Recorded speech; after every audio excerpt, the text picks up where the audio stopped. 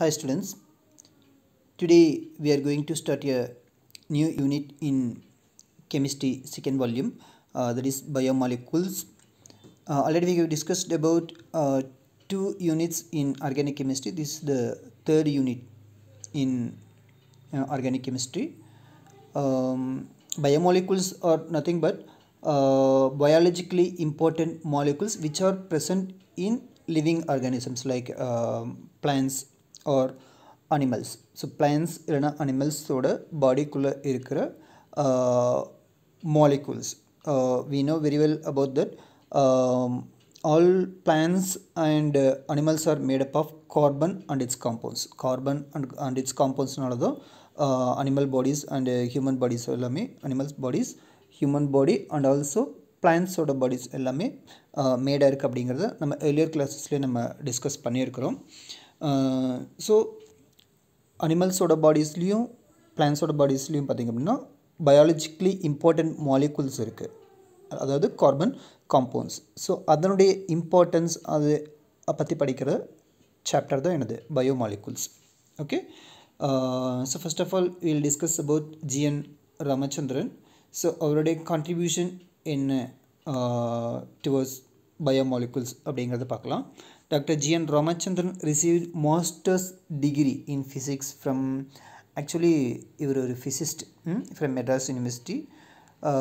In 1954 he identified and published the triple helical structure of collagen using X-ray diffraction. So collagen அப்படிங்கிறது a type of protein present in body, human body. அதனுடைய structure helical structure, triple helical ஸ்ட்ரக்சரை பற்றி என்ன பண்ணார், அவர் ஒரு paper publish பண்ணார் with the help of x-ray diffraction. X-ray diffraction நம்ம படிச்சிருப்போம், ஆல்ரெடி நான் உங்களுக்கு நான் எக்ஸ்பிளைன் பண்ணியிருக்கேன். மொரோவர் நீங்கள் ஃபிசிக்ஸில் படிச்சிருப்பீங்கன்னு நினைக்கிறேன்.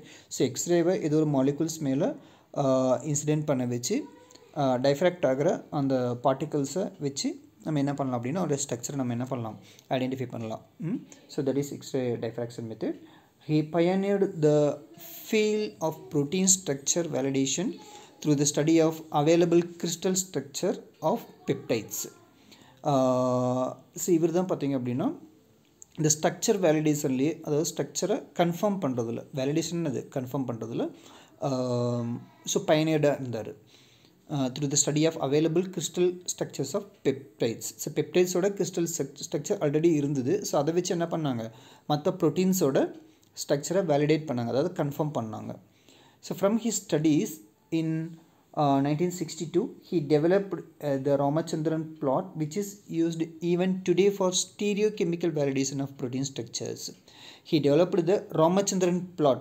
ஸோ ஒரு Ramachandran plot அப்படின்னு என்ன பண்ணார், ஒரு பிளாட் ஒன்று ப்ரிப்பேர் பண்ணியிருந்தார் based on his studies.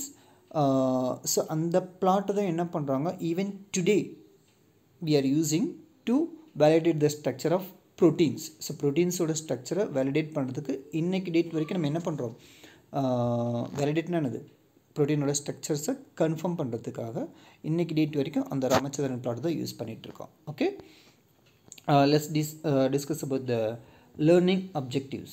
What are the things that we are going to discuss under biomolecules? After studying this unit, you will be able to describe the importance of carbohydrates and their classification based on structures and functions. So carbohydrates and their types, so based on structure and functions பார்க்க போகிறோம். And then you will be able to explain the structure of glucose and fructose and their elucidation. Glucose and fructose ஓட structure and then and their explanation.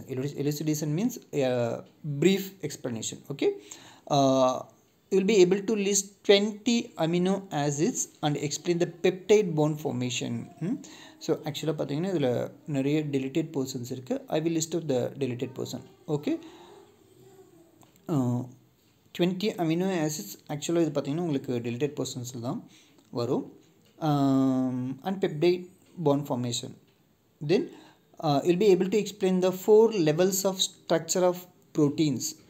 Structure of ப்ரோட்டீன்ஸோட 4 levels நம்ம discuss பண்ண போகிறோம். Outline the mechanism of enzyme catalysis. So நம்ம already first வால்யூமில் surface கெமிஸ்ட்ரியில் நம்ம ஆல்ரெடி படிச்சிருப்போம், கேட்டலிசிஸ் படிச்சிருப்போம். என்சைம் கேட்டலிசிஸ் நம்ம அதில் பார்த்துருப்போம். Okay, I think second volume தான் இருக்கும்னு நினைக்கிறேன் surface chemistry. And then you'll be able to summarize the sources and deficiency disease of vitamins. இது one of the deleted portion. Outline the composition and the structure of nucleic acids, and then you will be able to differentiate RNA and DNA, RNA from DNA, and explain DNA fingerprinting. இது deleted portion தான். DNA fingerprinting மட்டும் deleted portion இருக்கும். Appreciate the importance of biomolecules in our life. This is also deleted portion. Okay, let's say the introduction. All living things are made up of many biomolecules such as carbohydrates, proteins, lipids and nucleic acids, etc. நம்ம human பாடியில் பார்த்தீங்க அப்படின்னா இருக்கிற carbohydrates, proteins, vitamins, even haemoglobin etcetera. So இது எல்லாமே பார்த்தீங்க அப்படின்னா biomolecules தான். The major elements present in the human body are carbon, hydrogen, oxygen, nitrogen and phosphorus, and they combine to form variety of biomolecules. Already நான் உங்களுக்கு சொல்லியிருக்கேன், human body and all living திங்ஸோட bodies எல்லாமே இதெல்லாம் மேடாக இருக்கும் அப்படின்னா basically carbon.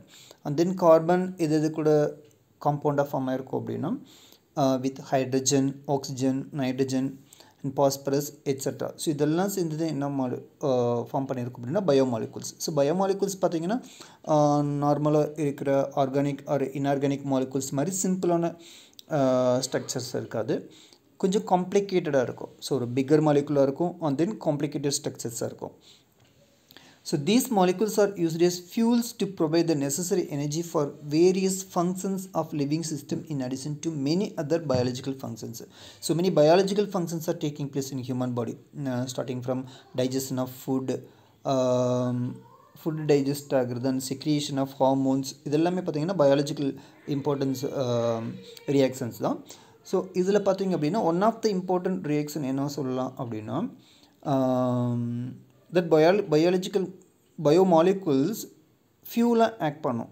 So fuel act பண்ணி they will provide energy for the function of human body. So human பாடியில் இருக்கிற சிஸ்டம் எல்லாம் ஒர்க் பண்ணுறதுக்கு தேவையான எனர்ஜியை ப்ரொவைட் பண்ணுற ஃபியூலாக எது ஆக்ட் பண்ணுது அப்படின்னா biomolecules. Okay, the field of studying about the chemistry behind the biological process is called biochemistry. So there is a special branch in chemistry, that is biochemistry. So biochemistry is nothing but it is the field that involvement of chemistry behind the biological reactions. So biological reactions க்கு பின்னாடி இருக்கிற கெமிஸ்ட்ரியோட இன்வால்வ்மெண்ட்டை பற்றி understand பண்ணிக்கிற field தான் அது biochemistry. Okay, in this unit we will learn about some essential informations of biomolecules, their structures and their importance, etc. Okay, these are all the things that we are going to discuss in biomolecules lesson. Okay, first let us discuss about an important biomolecule, that is carbohydrates. நம்ம carbohydrates பற்றி நம்ம நிறைய படிச்சிருப்போம். நம்ம சாப்பிட்ற ஃபுட்டில் பார்த்தீங்க அப்படின்னா மேக்ஸிமம் குவான்டிட்டி என்ன இருக்கும் அப்படின்னா கார்போஹைட்ரேட்ஸ் தான் இருக்கும். இப்போ நியூட்ரியன்ஸை பார்த்தீங்க அப்படின்னா நம்ம கிளாஸிஃபை பண்ணியிருப்போம். So proteins are body building nutrients. அதேமாதிரி கார்போஹைட்ரேட்ஸ் பார்த்தீங்க அப்படின்னா so they are energy giving nutrients. நம்ம லோயர் கிளாஸ்லேயே படிச்சிருப்போம்னு நினைக்கிறேன். ஸோ கார்போஹைட்ரேட்ஸ் இப்போ நம்ம பயாலஜியில் நீங்கள் நிறைய படிச்சிருப்பீங்க. Carbohydrates are produced by plants with the help of photosynthesis. So photosynthesis மூலமாக பிளான்ஸ் என்ன பண்ணுது, கார்போஹைட்ரேட்ஸை ப்ரொடியூஸ் பண்ணுதுங்கிறத படிச்சிருப்போம். இந்த டாப்பிக்கில் பார்த்திங்கன்னா கார்போஹைட்ரேட்ஸை பற்றி நம்ம டிஸ்கஸ் பண்ணலாம், அதனுடைய டைப்ஸ், அதனுடைய structures etcetera. Okay, carbohydrates are most abundant organic compounds in every living organism. In every living organism it is the most abundant organic compound, that is biomolecule. Okay, அதாவது அதிகமாக ப்ரெசண்ட்டாக இருக்கிற ஒரு பயோமாலிகுல்.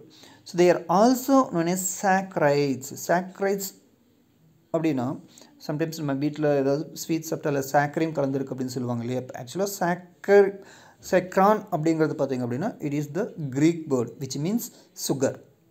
ஸோ சாக்ரான் அப்படிங்கிற வேர்ட்லேருந்து derive ஆனது தான் எனது saccharides. Okay, Greek, saccharin means sugar. Okay, so they are also carbohydrates are also known as saccharides, as many of them are sweet. இப்போ ஏன் அதுக்கு இந்த சாக்கரான் அதாவது சுகர் அப்படிங்கிற நேம் வந்தது அப்படின்னா, so most of the carbohydrates are sweet, okay, sweet in taste, so they are called as saccharides. They are considered as hydrates of carbon containing hydrogen and oxygen in the same ratio as in water. So carbohydrates are also considered as hydrates of carbon. அதாவது கார்பனை hydrate பண்ணால் கிடைக்கிற ப்ராடக்டை நம்ம என்ன பண்ணலாம், கார்போஹைட்ரேட்ஸை consider பண்ணலாம். And also carbohydrates containing hydrogen and oxygen in the same ratio as in water. So வாட்டரில் பார்த்தீங்க அப்படின்னா ஹைட்ரஜனும் ஆக்சிஜனும் பார்த்தீங்கன்னா என்ன ரேஷியோவில் இருக்கும் அப்படின்னா 2:1 அப்படிங்கிற ரேஷியோவில் இருக்கும். So hydrogen 2, oxygen 1, H2O. So 2:1 அப்படிங்கிற ரேஷியோவில் ப்ரெசென்ட்டாக இருக்கும். ஸோ அதே மாதிரி கார்போஹைட்ரேட்ஸ்லையும் பார்த்தீங்க அப்படின்னா ஹைட்ரஜனும் ஆக்சிஜனும் 2:1 அப்படிங்கிற ரேஷியோவில் தான் ப்ரெசென்ட்டாக இருக்கும். For example, see here hydrogen, count the number of hydrogen. Okay, 1 2 3 4 5 6 7 8 9 10 12. So 12 hydrogens are present. How many oxygens are present? 1 2 3 4 5 6 oxygen. So which is equal to 2:1. Okay, so எப்படி வாட்டரில் 2:1 அப்படிங்கிற ரேஷியோவில் ஹைட்ரஜனும் ஆக்சிஜனும் ப்ரெசென்ட்டாக இருக்கும், அதே மாதிரி கார்போஹைட்ரேட்ஸ்லையும் ஹைட்ரஜன் அண்ட் ஆக்சிஜன் என்ன ரேஷியோவில் ப்ரெசென்ட்டாக இருக்கும், 2:1 அப்படிங்கிற ரேஷியோவில் ப்ரெசென்ட்டாக இருக்கும். Okay,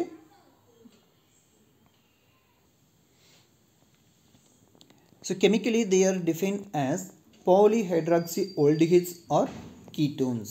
So polyhydroxyaldehydes or ketones. So chemically carbohydrates are defined as polyhydroxyaldehydes or ketones. Polyhydroxyaldehydes. So polyhydroxy 1 2 3 4 5. So polyhydroxy. So hydroxy group பார்த்தீங்கன்னா நிறைய இருக்குது. So polyhydroxyaldehydes. So this is aldehyde. Actually பார்த்தீங்க அப்படின்னா glucose. This is fructose. Okay. So glucose is called as polyhydroxyaldehyde and fructose is called as polyhydroxyketone. Okay, so ரெண்டுமே same தான் ஆக்சுவலாக. So they are isomers. Glucose and fructose are isomer. C6H12O6, their general formula C6H12, their molecular formula C6H12O6. They are isomers. Okay, let's discuss about the structures later. Okay, so chemically they are defined as the polyhydroxyaldehydes or ketones with a general formula CnH2O n times. CnH2O n times O. So Cn, so n may be any integer, H2O n times. Okay, n oda value என்னவோ அவ்வளோ number of என்ன இருக்கும், H2O present இருக்கும். Right, some common examples are glucose, which is monosaccharide, sucrose, which is disaccharide. Let us discuss about the types of carbohydrates later. So அதில் தான் நம்ம monosaccharide என்ன, disaccharide என்ன, polysaccharide என்ன நம்ம டிஸ்கஸ் பண்ணுவோம், அப்போ டீட்டெயிலாக பார்த்துக்கலாம். Okay, some common examples are glucose, that is monosaccharide, sucrose, that is disaccharide, and starch, polysaccharide. Okay, so உங்களுக்கு அதனுடைய ஸ்ட்ரக்சர்ஸ் எல்லாமே கொடுத்துருப்பாங்க. glucose, fructose, so glucose, fructose, this is sucrose. So it's nothing but sucrose is called as total sugar. நம்ம காமனாக சாப்பிட்றோம் இல்லையா, tea ஸ்வீட்ஸ்க்குலாம் add பண்ணுற sugar தான் பார்த்திங்க அப்படின்னா sucrose. This is called as total sugar. So when you hydrolyze sucrose, you can get both glucose and fructose. சுக்ரோஸை hydrolyse பண்ணோம் அப்படின்னா நமக்கு என்ன கிடைக்கும், glucose and fructose கிடைக்கும். Okay, and this is starch, this is polysaccharide. So types பற்றி நம்ம டீட்டெயிலாக பின்னாடி பார்க்கலாம். Next, carbohydrates are synthesized by green leaves during photosynthesis, a complex process in which sunlight provides the energy to convert carbon dioxide and water into glucose and oxygen. நீங்கள் உங்கள் I think 4th ஸ்டாண்டர்ட்லேருந்து நீங்கள் அந்த photosynthesis பற்றி discuss பண்ணியிருப்பீங்க. So green plants preparing carbohydrates with the help of sunlight and also carbon dioxide, so which is called as photosynthesis. Glucose is then carbohydrates are synthesized by green leaves during photosynthesis, a complex process in which sunlight provides the energy. So for the preparation of glucose, sunlight acts as a source of energy to convert carbon dioxide and water into glucose and oxygen. Glucose is then converted into other carbohydrates and is consumed by animals. So இதுதான் இப்போ glucose என்ன ஆகும் அப்படின்னா வேறு கார்போஹைட்ரேட்ஸை என்ன பண்ணும் plant convert பண்ணும். So அதுதான் நம்ம என்ன பண்ணுறோம் இப்போ ரைஸ், இந்த பொட்டேட்டோ, இதெல்லாமே என்னது carbohydrates prepared by the plants. Okay, so உடைய கெமிக்கல் ஈக்குவேஷன் கொடுத்துருக்காங்க, இதுவுமே நீங்கள் பயாலஜியில் படிச்சிருப்பீங்க. Next, configuration of carbohydrates. Next, configuration of carbohydrates. This is deleted portion. This is deleted portion. 14.1.1 is deleted portion. So next, classification of carbohydrates. Types of carbohydrates. How carbohydrates are classified? Carbohydrates can be classified into 3 major groups based on their product of hydrolysis, namely monosaccharides, oligosaccharides and polysaccharides. Carbohydrates நம்ம எப்படி classify பண்ணலாம் அப்படின்னா, so என்ன category வச்சு நம்ம classify பண்ணலாம் அப்படின்னா based on their product of hydrolysis. So கார்போஹைட்ரேட்ஸை ஹைட்ராலைஸ் பண்ணும்போது என்ன ப்ராடக்ட் ஃபார்ம் ஆகுதோ அதை பேஸ் பண்ணி நம்ம என்ன பண்ணலாம் அப்படின்னா we can classify carbohydrates into monosaccharides, oligosaccharides and polysaccharides. So first let's discuss about monosaccharides. Saccharides na carbohydrates இல்லையா. So monosaccharides na என்னன்னு பார்க்கலாம். Monosaccharides are carbohydrates that cannot be hydrolyzed further and are also called as simple sugars. Monohydrates என்ன பண்ண முடியாது அப்படின்னா so ஃபர்தராக நம்மளால என்ன பண்ண முடியாது, we cannot hydrolyze further and also called simple sugars. They are called as simple sugars. Monosaccharides have general formula CnH2n CnH2O n times. CnH2O n times. While there are many monosaccharides known, only about 20 of them occur in nature. So நிறைய monosaccharides இருக்கு, but out of them only 20 are occur in nature. Some common examples are glucose, fructose, ribose, erythrose. They are monosaccharides. Okay, monosaccharides are further classified based on the functional group present. So monosaccharides நம்ம என்ன பண்ணலாம் அப்படின்னா ஃபர்தராக நம்ம classify பண்ணலாம். எப்படி classify பண்ணலாம் அப்படின்னா அதில் என்ன ஃபங்க்ஷனல் குரூப் ப்ரெசென்ட்டாக இருக்குது. ஸோ எய்தர் அதில் பார்த்தீங்க அப்படின்னா either that may contain aldehyde group or ketone group. So aldehyde குரூப்பாக இருந்துச்சு அப்படின்னா அதை ஆல்டோஸ்னு சொல்வோம். கீட்டோன் ஃபங்க்ஷனல் குரூப் இருந்துச்சுன்னா அதை கீட்டோஸ்னு சொல்வோம். ஸோ என்ன இருக்குது அப்படின்னு பார்க்கலாம். Okay, so monosaccharides are further classified based on the functional group present. So aldoses or ketoses. So aldoses அப்படின்னா aldehydic functional group இருந்துச்சுன்னா aldoses, ketonic functional group இருந்துச்சுன்னா they are called as ketoses. And the number of carbon present in the chain. So அந்த செயினில் எவ்வளோ number of carbon item ப்ரெசென்ட்டாக இருக்கோ அதை base பண்ணி நம்ம என்ன பண்ண அப்படின்னா so they are classified into trioses, tetroses, pentoses, hexoses etc. So hexoses அப்படின்னா அதில் எத்தனை கார்பன் ஐட்டம் இருக்கும், 6 கார்பன் ஐட்டம் இருக்கும். ஓகே, பென்டோசஸ்னால் 5 இருக்கும். டெட்ரோசஸ் அப்படின்னா 4 கார்பன் ஐட்டம்ஸ் இருக்கும், கார்பன் செயின்ஸ் இருக்கும். So if the carbonyl group இந்த கார்பாக்சிலிக் இந்த carbohydrate is aldehyde, then they are called as aldoses. The sugar is an aldose. If the carbonyl group is a ketone, so ரெண்டுமே both aldehyde and ketone are carbonyl group இல்லையா. So suppose aldehydic group இருந்துச்சுன்னா அதை ஆல்டோஸ்னு சொல்வோம். ketone functional group இருந்துச்சுன்னா அதை நம்ம என்ன சொல்லுவோம் ketosனு சொல்லுவோம் okay if the carbonyl group is ketone the sugar is a ketose the most common monosaccharides have 3 to 8 carbon atoms so common நம்ம பார்க்குற monosaccharides பார்த்தீங்க அப்படின்னா அதில் எவ்வளோ carbon atoms இருக்கும் அப்படின்னா 8 carbon atoms இருக்கும் 3 to 8 carbon atoms இருக்கும் okay see the table 14.1 different types of monosaccharides அதனுடைய டைப்ஸும் கொடுத்துருக்காங்க அதுக்கு எக்ஸாம்பிள் கொடுத்துருக்காங்க see number of carbon atom first columnல இருக்குது functional group second columnல இருக்குது and then type of sugar கொடுத்துருக்காங்க third columnல அதுக்கு ஒரு எக்ஸாம்பிள் கொடுத்துருக்காங்க if number of carbon atom 3 means triose aldehyde means aldo group okay அப்போ நேம் என்ன ஆகும் ரெண்டு அப்படியே கம்பைன் பண்ணிக்கலாம் ஸோ 3 இருந்துச்சுன்னா ஆல்ரெடி இங்கே சொல்லியிருக்காங்க இல்லையா so number of carbon atom in the chain 3 means trioses 4 means tetrose 5 means pentose and 6 means hexose so number of carbon atom 3 so like a functional group aldehyde then ரெண்டே combine பண்ணிக்கிட்டீங்கன்னா so aldo triose example glyceraldehyde so number of carbon atom 3 and the functional group is ketone means ketotriose dihydroxy acetone so number of carbon atom in the chain 4 means that is aldehyde so aldo tetrose then erythrose so aldehyde so ரெண்டுமே பார்த்தீங்கன்னா 3ல aldehyde functional group ஒன்று ketone functional group ஒன்று 4ல aldehyde functional group ஒன்று ketone functional group ஒன்று so aldo tetrose ketotetrose so erythrulose இதுக்கு ketone functional group இருக்கிற tetroseல so 5 இருக்கிறது aldehyde இருந்துச்சு அப்படின்னா 5 number of carbon atom இருந்துச்சு அப்படின்னா aldo pentose for example ribose so 5 carbons இருக்கிற